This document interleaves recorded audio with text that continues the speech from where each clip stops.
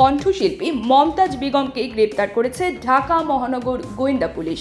সোমবার 22 মে রাত 11:15টার দিকে তাকে গ্রেপ্তার করা হয়। বিষয়টি নিশ্চিত করেছেন ঢাকা মহানগর পুলিশের গণমাধ্যম ও জনসংযোগ বিভাগের উপকমিশনার মোহাম্মদ তালেবুর রহমান।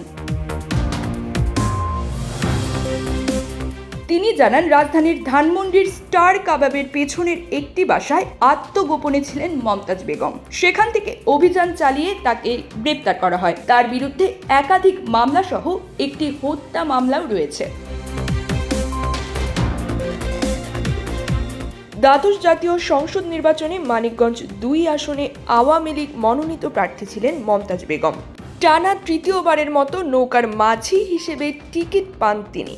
তবে নিজ দলের স্বতন্ত্র প্রার্থী দেওয়ান জাহিদ আহমেদ টুলুর কাছে নির্বাচনে পরাজিত হন তিনি। সংসদ সদস্য নির্বাচিত না হলেও সিংগাইর উপজেলা আওয়ামী লীগের সভাপতির দায়িত্ব পালন করে আসছিলেন এই কণ্ঠশিল্পী। জাতীয় সংসদ নির্বাচনে পরাজিত হওয়ার পর থেকে মমতাজ নিজ এলাকায় তেমন যেতেন না। এছাড়া উপজেলা আওয়ামী লীগের রাজনীতিতেও তেমন সরব ছিলেন না।